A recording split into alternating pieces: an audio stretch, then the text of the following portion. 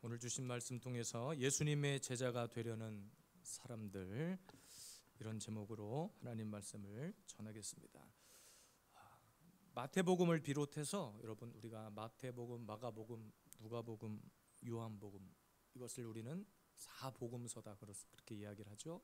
복음서를 묵상하다 보면요, 예수님을 따랐던 수많은 무리들이 등장합니다. 제자이기 전에 무리들, 따랐던 사람이 엄청 많았다는 거예요.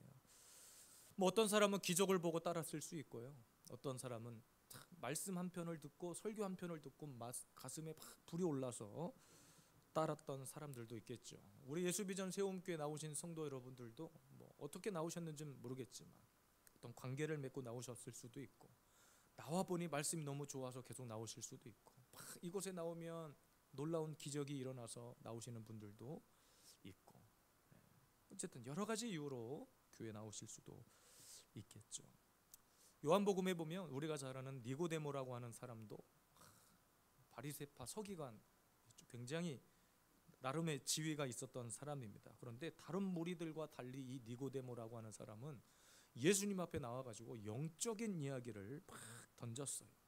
진리의 문제를 가지고 질문을 던지고, 거듭남에 대한 문제를 가지고 주님 앞에. 그러나 제자가 되지는 못했습니다. 수많은 사람들이 예수님의 제자가 되려고 따랐던 사람들이 있었습니다. 오늘 본문도 예수님의 제자가 되겠다고 따라 나왔던 두 사람의 이야기가 등장합니다. 물론 예수님이 좋고 말씀이 좋고, 어쨌든 그 예수님 때문에 어떤 그 심령에 큰 충격이 왔기 때문에 예수님을 따르려고 했겠죠. 그런데 오늘 예수님 앞에 제자가 되겠다고 나왔던 이 두 사람에게 주님은 전혀 다른 대답을 하십니다. 그런데 그 다른 대답을 하시는 것 중에 정말 참 제자가 무엇인지에 대한 이야기를 담고 있어요. 사실 여러분, 저와 여러분들도 성도가 되었다는 것은 무슨 얘기예요? 제자가 되겠다는 거 아닙니까? 유경수 목사의 제자가 아니라 예수님의 제자가 되겠다고 성도로 부름받는 거 아니겠어요? 그런데 이 땅에 수많은 교회가 있지만, 교회 안에 엄청나게 많은 성도들이 있지만 그렇게 제자는 많지 않은 것 같아요. 오늘 말씀을 통해서 여러분, 진짜 예수님의 참 제자, 그 참 신앙을 따라가는 저와 여러분들이 되기를 원합니다. 무엇을 담고자 하는 건 너무나 좋은 거지만, 그냥 막연하게 주님 따라가겠다라고 말하는 것이 아니라 주님의 그 행적과 말씀과 행하신 모든 것들이 나의 삶을 온전히 변화시킨다는 사실을 믿고, 오늘도 여러분 교회에 왜 나오셨어요? 주일 예배 나오시는 것이 사실 쉬운 일은 아니잖아요. 왜 나오셨습니까? 뭔가 있기 때문에, 이곳에는 뭔가 놀라운 비밀이 숨겨져 있겠다 생각하니까 나오지 않았겠습니까? 그 중에서도 여러분, 오늘도 우리 예수비전 세움교회에 나와서 예배하시는 여러분들은 정말로 주님이 원하시는 그 참 제자의 모습으로 오늘도 이곳에서 함께 예배하는 시간이 되기를 원합니다. 오늘도 예수님의 제자가 되려는 많은 사람들 중에 이 두 사람의 모습을 통해서 한 번 더 저와 여러분들의 위치를 점검하고 예수님의 참 제자로서, 참 성도로서, 구원받는 하나님의 백성으로 살아가는 우리 모두가 되기를 주님의 이름으로 축복합니다. 예수님의 제자가 되려는 사람들, 첫 번째 사람의 부류는 한 서기관과 같은 사람입니다. 19절 말씀 함께 읽겠습니다. 한 서기관이 나와 예수께 이르되 선생님이여 어디로 가시든지 저는 따르리이다 그랬습니다.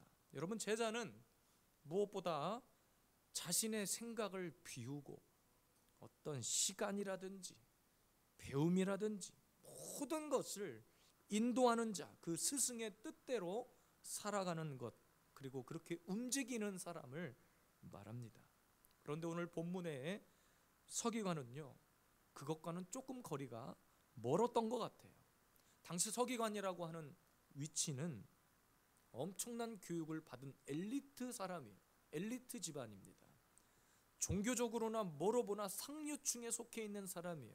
그래서 그런 율법을 지켰던, 율법을 때로는 가르치기도 했던 사람, 그런데 그런 위치에 있었기 때문에 예수님 앞에서 내가 주님을 따르겠습니다. 오늘 19절 끝에 보니까 주님이 어디로 가든지 나는 주님 따르겠습니다 이렇게 얘기했거든요. 이거 너무나 듣기에 좋은 말 아닙니까?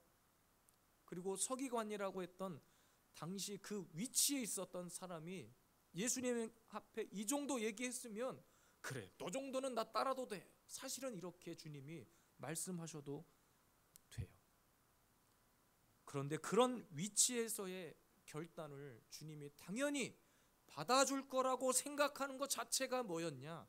교만이었다는 거예요. 구약의 이사야서에 보면 계명성 천사가 나옵니다. 타락한 계명성 천사예요. 히브리식 원어로 말하면 그거를 루시퍼, 우리가 들어봤죠? 루시퍼 천사, 타락한 천사. 왜 타락한 천사가 되었는지를 생각해 봐야 돼요. 이사야 14장 13절입니다. 내가 내 마음에 이르기를 내가 하늘에 올라 하나님의 뭇별 위에 내 자리를 높이리라. 내가 북극 지폐의 산 위에 서 앉으리라. 이렇게 얘기했단 말이에요. 그러니까 하나님의 명령대로 살지 않고 오늘 이 계명성 천사는 내 마음에 이르기를 그랬어요. 옛날 성경으로 보면 자기 생각에 이르기를 이렇게 기록합니다. 그러니까 자기 생각은 결국에 하나님 위에 자기를 높이려고 하는 의도를 가지고 있는 거예요.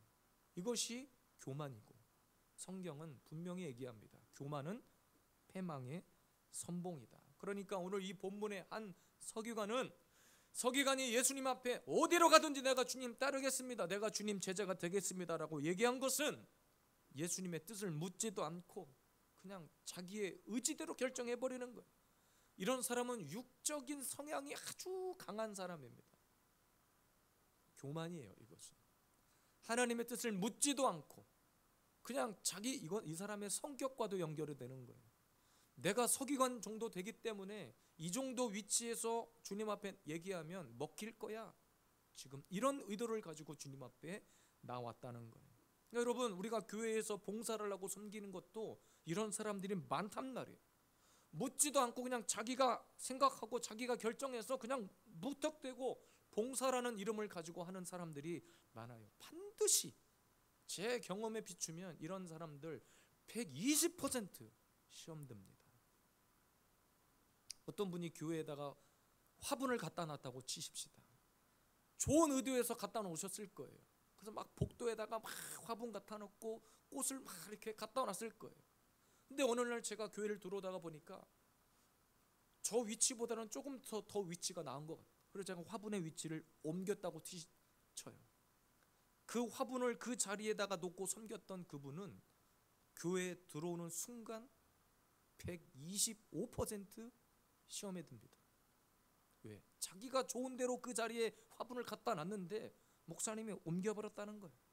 심지어 말도 과장해. 목사님이 치워버렸대. 보기 싫어서 치워버렸대. 이렇게 얘기하는 경우가 많아요. 제가 실제 경험했단 말이에요. 제가 넥타이 이야기 여러 번 설명드렸죠. 제 생일날 제가 많이 받은 선물 중에 하나가 넥타이예요. 뭐 여러분 입장에서 볼 때는 제가 양복을 자주 입으니까. 여러분, 제 입장에서 넥타이 선물을 10개를 받았는데 그거를 10일 동안에 넥타이를 매도 하루에 하나씩 매는 게 정상 아닙니까? 자기가 해준 선물 넥타이에 안 매고 왔다고 삐져버리는 거예요. 그래서 제가 어떻게 했다고 그랬어요? 주일날 하루에 아침부터 저녁 예배까지 2시간 간격으로 넥타이를 계속 바꿔 맸다고 하지 않았습니까? 성도들이 제 설교를 듣는 게 아니라 넥타이만 보는 거예요. 너는 어떤 색깔을, 그거 가지고 자기가 해준 선물 안 맸다고. 심지어는 어떤 분은 저희가 와서 물었어요. 목사님, 제가 넥타이 선물해드린 거는 마음에 안 드세요? 이걸 묻는 거예요. 근데 제가 넥타이 선물을 10개를 받았는데 어떤 분이 어떤 색깔 넥타이를 해줬는지 제가 기억을 다 못해요. 그냥 순서대로 매고 있는 것뿐인데 아직 그분 순서가 안 온 것뿐이지. 그런데 자기가 해준 넥타이는 왜 안 매냐고 삐진단 말이에요. 그러니까 여러분, 한 번쯤은 생각해 보면 되잖아요. 목사님, 제가 넥타이를 하나 선물해 드리고 싶은데 혹시나 목사님 어떤 색상을 좋아하실지 몰라서 한번 여쭤보네요.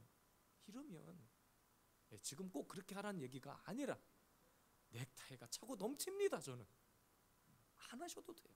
그 얘기를 하는 것이 아니에요. 그러니까 어쨌든 여러분, 우리가 하나님 앞에 신앙생활을 하는 것도, 영적인 생활을 하는 것도, 어떤 사람이 신앙생활을 가장 잘 하느냐? 잘 묻는 사람. 하나님 앞에 잘 묻는 사람. 기도는 뭐예요? 하나님 앞에 묻는 거예요. 하나님 앞에 단순한 대화가 아니라 묻는 겁니다. 하나님, 제 인생에 이런 아픔이 있습니다. 그러나 지금 당장 이렇게 해결하고 싶지만 하나님의 뜻을 먼저 묻는 거예요. 가장 그 일을 잘했던 사람이 다윗 아닙니까? 그래서 다윗의 행적을 묵상해 보면 진짜 하나님 앞에 자주 질문을 던져. 귀찮으리만큼 하나님 앞에, 하나님 전쟁할까요 말까요? 하나님 전쟁이 터졌는데 지금 이렇게 공격할까요 말까요? 아니다, 지금은 기도만 해라. 네, 그럼 기도하고. 그런데 나중에 전장 끝내놓고 보면 그 전쟁 승리에 있어. 이것이 하나님의 뜻입니다. 그러나 이 땅의 수많은 교회 안에 이런 서기관 같은 사람, 육적으로 말하고 육적인 감정에 휩싸여서 일하려고 하는 사람들이 많다는 거예요. 그래서 여러분, 뭔가 교회에 이렇게 봉사를 하고 뭔가를 사오고 싶을 때 가장 지혜로운 것은, 제가 목사님 이걸 섬기고 싶은데 어떤 걸 해야 될지 모르니까 내가 헌금으로 드립니다. 목사님이 원하시는 걸로 구입하세요. 저는 이거 너무 지혜롭다고 생각해요. 우리 한명자 집사님도 처음에 이 꽃을 섬기실 때 그렇게 그냥 막 무턱대고 사다 놓겠다고 말하는 것이 아니라 묻는 거예요. 그러면 헌금을 드릴 테니 목사님 보시기에 좋은 거, 또 사모님이 보시기에 좋은 거 하시면 어떨까요? 함께 이렇게 의논하는 거예요. 이런 섬김의 자세가 저는 너무 좋다고 생각해요. 우리 교회 8주 새가족 양육이 있는 이유는, 제가 지금 봉사에 관한 것도 함께 교육을 했잖아요. 제가 뭐라고 말했습니까? 봉사도 아무나 하는 거 아니다라고 말씀드렸잖아요. 내가 하고 싶다고 막 하는 거 아니라고 들었잖아요. 내가 하고 싶어서 막 하는 봉사 있잖아요. 반드시 시험거리가 생겨. 왜? 사람들이 인정을 안 해주는 것 같거든. 목사님이 이상하게 나 이거 했는데 칭찬 안 해주시네. 오늘 광고도 안 해주시네. 저도 미처 모르고 넘어갈 때가 있어요. 생각은 하고 있지만, 그래서 여기다 메모를 해놓긴 하지만 모르고 넘어갈 때가 있잖아요. 그래서 시험거리가 생긴단 말이에요. 여러분, 오늘 말씀해 보니까 예수님께서 이 한 서기관이 나와서 어디로 가든지 내가 주님 따르겠습니다라고 할 때 주님의 답변이 기가 막힙니다. 20절 말씀이거든요. 예수께서 이르시되 여도 굴이 있고 공중에 새도 거처가 있으되 인자는 머리 둘 곳이 없다 하시더라. 지금 서기관이 주님 앞에 뭐라고 물었습니까? 선생님이요, 어디로 가든지 내가 따르겠습니다 라고 했더니 주님이 오이 그래 너 정도면 나를 따라도 되지, 이렇게 대답하신 것이 아니라 뜬금없는 대답하시는 거예요. 여우도 굴이 있고 공중에 새도 거처가 있으되 인자는 머리 둘 곳이 없다. 그러니까 주님이 거절하신 것도 아니고 오케이 하신 것도 아닌데 지금 예수님 자신의 상황을 말씀하시는 거예요. 야, 나는 머리 둘 곳도 없는 사람이야. 나 따라다닌다고 해서 뭐가 나오는 게 아니라 나 잠잘 곳도 없어. 그래도 나 따르겠냐? 나 따라다니면 너 삶이 조금 피폐해질 수 있는데 너 그래도 나 따를 수 있어? 멀리서 볼 때랑 가까이 나랑 따라다닐 때랑 다르다. 그럼에도 불구하고 너 나 따라다닐 수 있어? 이것을 알고 너 지금 그렇게 결단한 거냐? 주님이 물으신 거예요, 서기관에게. 사실 이렇게 물으신 이유는 서기관, 예수님이 볼 때 서기관은 준비가 되지 않은 사람이라는 것을 알고 있었습니다. 그러니까 서기관은 단지 예수님 따라다닌다고 하면 주님이 막 기뻐하고 칭찬할 줄 알고 그냥 예수님 따라다니면 막연하게 성공할 것이라는 생각이 있었기 때문에, 그런 육적인 기대가 있었던 사람이기 때문에 주님은 그렇게 말씀하신 겁니다. 여러분, 교회에 왜 나오셨어요? 제가 어떤 분들과 만나서 이렇게 대화를 하다가 교회에 왜 나왔냐고 물어보면 10중 8구 이렇게 대답해요. 복 받으려고 나왔대. 복 받으려고. 그 말이 틀린 말은 아니지만 그냥 그분에게 기준은 복이에요, 복. 사람들이 예수님의 길을 따라가고 예수님의 고난을 따라가고 내가 십자가를 지겠다고 예수님 믿고 교회 나온다고 말하는 사람은 제가 지금까지 신앙생활하면서 본 적이 없어요. 우리 예수비전 세움교회 성도들 빼고 다 그렇게 대답하실 줄 믿고 저는 안 묻잖아요. 여러분들이 예수님의 십자가를 지고 내가 따라가겠습니다. 우리 예수비전 세움교회 왜 나오셨습니까? 이곳에 나오면 그 예수님의 십자가의 고난이 내 가슴에 새겨질 것 같아서 나왔습니다 라고 얘기하는 사람이 몇이나 될 것 같냔 말이에요. 고난받기를 감수하고 주님이 그렇게 물으셨거든요. 나를 따르는 제자들에게 나를 따르면 이 세상에 고난 받을 거야. 그래도 나 따를 거야? 수많은 무리들이 있었는데 다 떠나고 사실 마지막 12명 남은 게 그 사람들인 거예요. 기적의 현장에 여러분 오병이어 기적의 현장에 200명 있었습니까? 수천 명이 있었잖아요. 다 떠나고 12명 남은 거 아닙니까? 그 중에 한 명 배신하고 죽고. 제가 목회자 훈련을 받을 때 간사로부터 시작했어요. 제가 평신도 간사. 제가 청년 그리고 결혼하고 집사가 됐거든요. 집사가 돼서 평신도 간사부터 사역을 시작을 했습니다. 주변에 저를 향한 평가는 뭐였냐면 아이고 유집사 그때 집사 때니까 어지간한 부목사님보다 낫네 이런 소리를 막 들었어요. 제가 이제 어떤 기능적인 거 뭐 컴퓨터를 다루거나 뭐 영상을 편집하거나 이런 일들이 있었으니까. 여러분 그것이 그런 평가가 내 안에 교만이 싹트고 있다는 사실을 저는 몰랐습니다.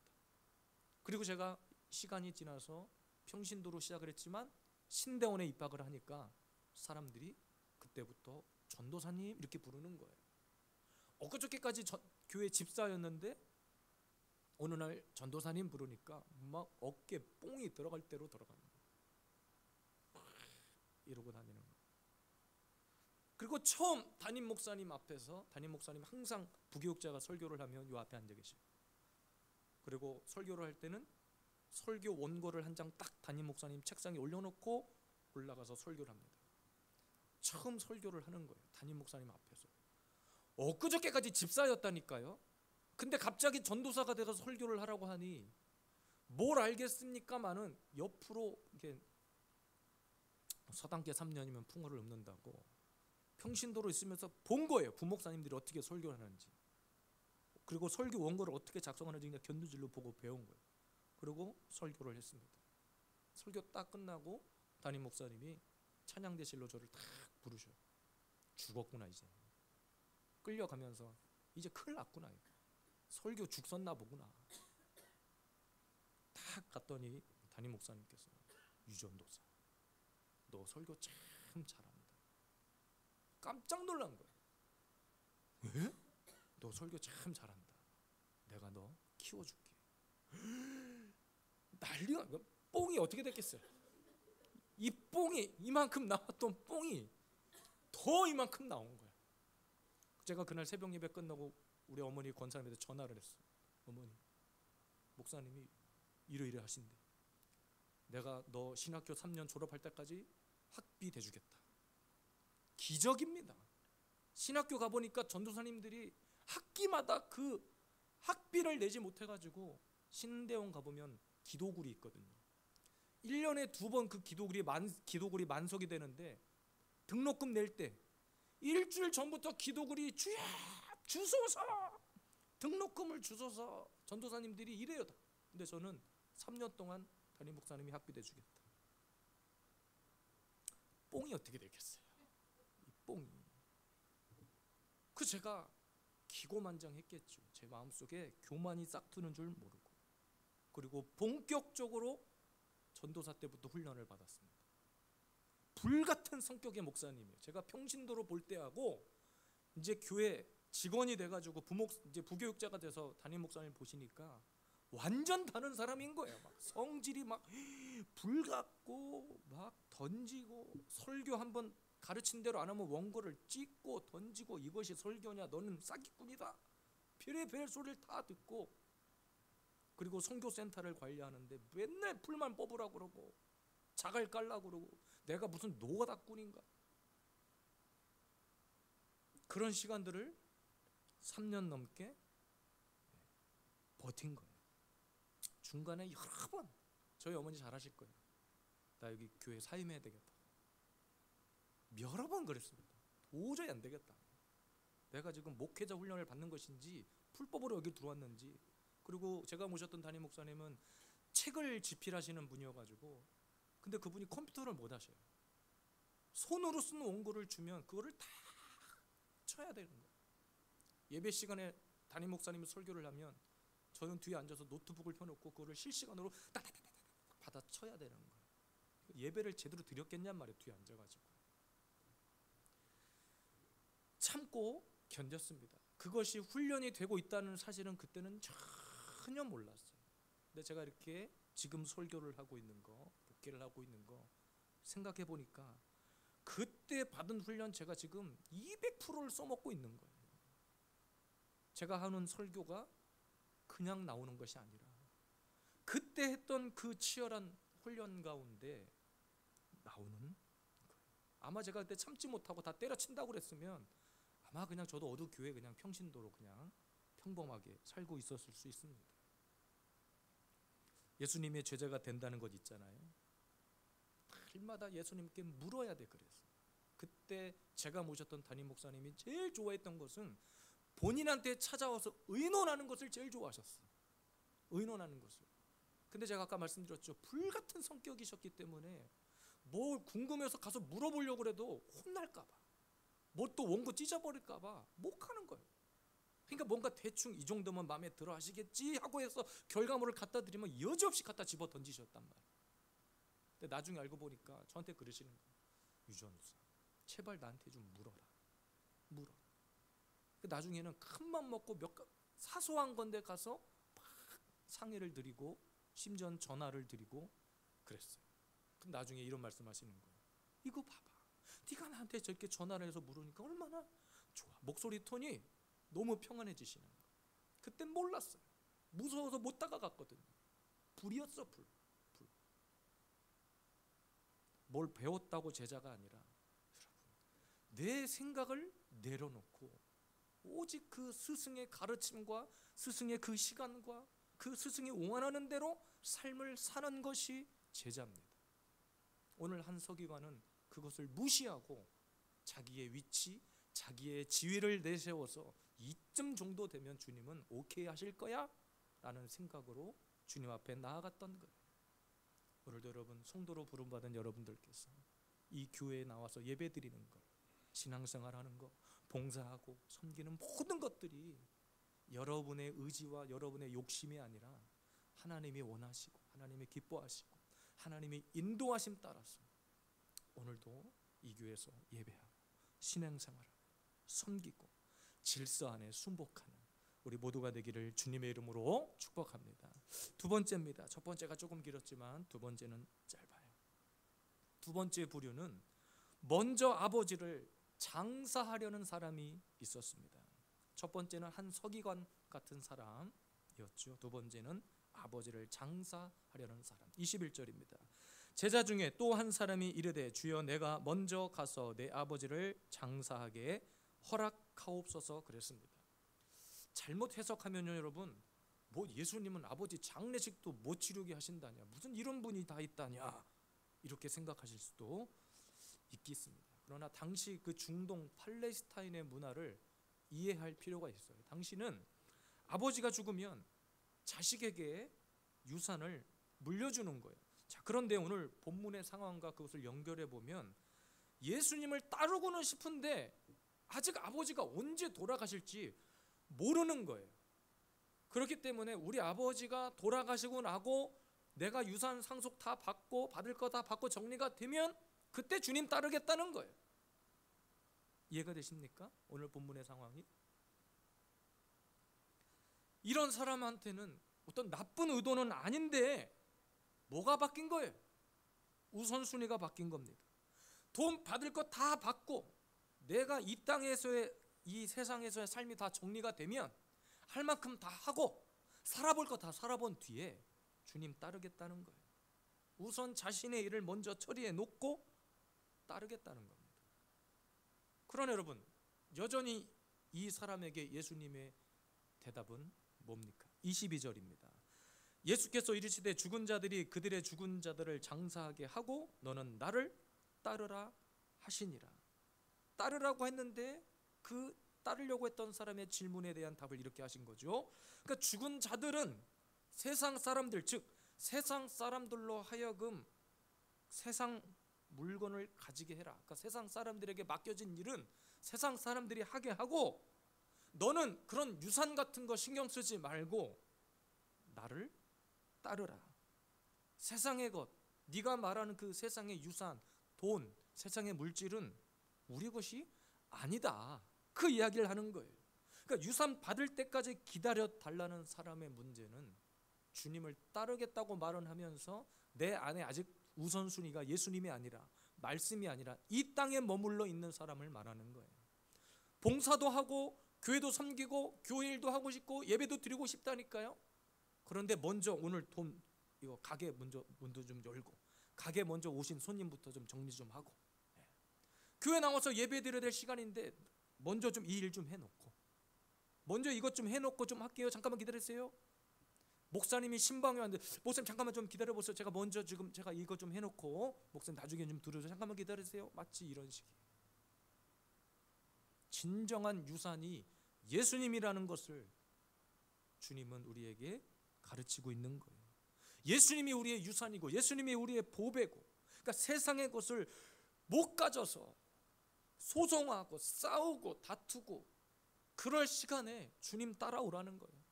주님이 그 보배 같은 그 주님의 말씀을 소유하라는 거예요.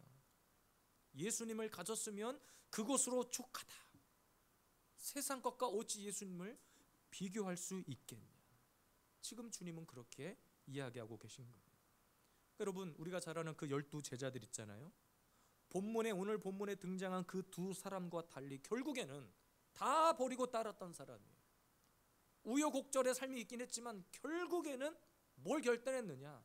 다 버린 거예요. 다 버리고 주님을 따른 거예요. 예수님을 가진 자들, 순교했지만 하늘을 가졌잖아요. 목숨을 내어 버렸지만 영원히 변치 않는 천국의 영광을 가졌잖아요. 이것이 어찌 세상의 유산과 비교가 되냐는 거예요. 제가 금요일 날 마가복음 12장을 설교하면서 주일 설교를 이미 다 스포해버렸어요. 사실은 나오신 분들만 알아요. 악한 포도원 농부 비유를 설교했습니다. 포도원 주인, 즉 주님이 우리에게 맡겨주신 것을 자신의 것으로 여겨요. 그러니까 마치 우리는 이 땅에서 누리는 모든 것들을 다 내 것이라고 여기는 거예요. 그러니까 주님을 따라야 될 시간에 따르지 못하는 거예요. 심지어 이 악한 포도원 농부는 주인이 계속 종들을 보내서 세금을 받아오라고 했는데 그 종들을 때려 죽이고 내쫓고 발로 차버리고 마지막에 그 아들까지도 죽여서 포도원 밖으로 내던져버렸단 말이에요. 그 악한 포도원의 농부는 타락한 이 시대의 성도들을 말하는 겁니다. 타락한 이 시대의 성도. 내 위치, 내가 누리는 모든 것들의 주인이 누구인지를 까먹은 거예요. 주님이 베풀어 주신 은혜를 잊어버리니까 다 내 노력으로, 내가 잘나서, 내 돈으로 이 교회, 아유 목사님 내가 헌금 안 하면 교회 안 돼. 마치 이런 식인 거예요. 우리가 명심할 것은 여러분, 이 시대는 마지막 종말의 시대입니다. 종말이라고 하는 것은 주님이 다시 오신다고 약속하신 그 시간이 임박했다는 거예요. 주인이 다시 돌아와 정리할 시간이 얼마 남지 않았다는 거예요. 그래서 예수님 앞에 다음은 없어요. 주님은 지금 당장 곧 명령하십니다. 나를 따라라. 세상 일 때문에 영혼이 잘 되는 길을 놓치지 않기를 바랍니다. 여러 가지 이것저것 집안일이 있고 가족의 일들이 있고 있겠지만 그것 좀 먼저 해놓고 단돌이 쳐놓고, 이런 말 좀 이상하네요. 단돌이란 말을 정리 좀 해놓고 내가 예배 좀 드릴게. 좀 집안 분위기가 정리가 되면 제가 봉사 좀 할게요. 아니요, 주님은 지금 원하세요. 우리 지금 세 가족 양육 중에 있는데 양육이 딱 끝나고 저에게 수료증을 받는 순간 여러분, 주의 종이 여러분들에게 맡겨진 일을 여러분 감당할 준비가 되셔야 돼요. 설거지 제가 유주열 성도님 설거지 하시겠다고 했지만 지금 하시면 안 됩니다. 제가 그랬어요. 지금은 아직 아닙니다. 제가 하라고 할 때 하십시오. 다 이제 주보에 순서가 들어갈 거예요. 설거지, 화장실 청소. 주보에 본인의 이름이 들어가 있거들랑 하나님의 축복의 시간이 왔구나 라고 생각하고 기꺼이 여러분 주님의 길을 따라갈 수 있는 우리 모든 성도들이 되시기를 주님의 이름으로 축복합니다. 어떤 영양 음료를 딱 따면 뚜껑에 꽝 다음 기회에 있더라고요. 하나님께서 여러분들에게 맡겨주신 일이 있는데 그 기회 놓쳐서 꽝 다음 기회. 세상은 다음 기회가 있는데 주님의 일은 다음 기회가 없어요. 제자는 부르면 달려가는 사람이에요. 우리 예수 비전 시험교회 성도 여러분, 교회가 필요하다고 할 때, 교회가 여러분의 달란트가 필요하고 여러분의 도움이 필요하다고 할 때, 주님이 함께 가자고 할 때, 나 몰라라가 아니라 주님이 말씀하시며 목사님이 그렇게 말씀하셨으며 얼마나 기도하고 말씀하셨을까, 내가 기꺼이 순종하겠습니다. 진정으로 주님을 따라가는 예수님의 제자로서의 삶을 감당하는 우리 모두가 되시기를 주님의 이름으로 축복합니다. 우리 함께 찬양하고 고백합시다. 교회가 교회되는 것, 예배가 예배되는 것, 오늘도 저와 여러분들이 있기 때문입니다.